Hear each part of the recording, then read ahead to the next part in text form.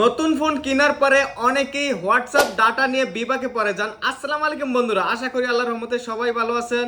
আজকে আপনাদেরকে গুরুত্বপূর্ণ একটা টিপ শেয়ার করব, সেটা হচ্ছে পুরাতন ফোন থেকে নতুন ফোনে হোয়াটসঅ্যাপের ডাটা কিভাবে ট্রান্সফার করবেন অথবা কিভাবে ডাটাগুলো ব্যাকআপ নেবেন।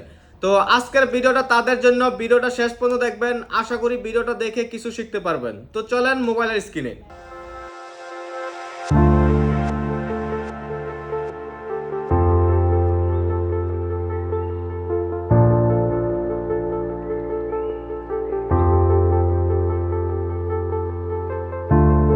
এখানে দুইটা অপশন আছে, আপনি চাইলে ভিডিও সহ ব্যাকআপ নিতে পারবেন। তাহলে আপনার ইনক্লুড ভিডিও এটাতে ক্লিক করতে হবে, তাহলে আপনার ভিডিও সহ আসবে। এটা 36 MB পর্যন্ত ভিডিও ব্যাকআপ নেবে।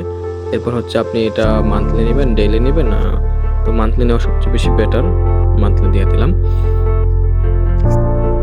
এখান থেকে আপনার একটি জিমেল অ্যাকাউন্ট অ্যাড করবেন, যেটাতে আপনার ডাটাগুলো ব্যাকআপ থাকবে। এখন ব্যাকআপ অপশনে ক্লিক করে দেন, আপনার ডাটা ব্যাকআপ হয়ে যাবে অটোমেটিকলি। এখানে আপনার ডাটা অনুযায়ী সময় নির্ধারণ করা হবে। দেখুন আমারটা ডাটা কম, এমবি কম, তাই তাড়াতাড়ি হয়ে গেছে। এখানে আপনার জিমেল অ্যাকাউন্টে কত জিবি খালি আছে সেটাও দেখাবে। যদি জিমেল অ্যাকাউন্ট ফুল থাকে তাহলে কোনো ব্যাকআপ হবে না।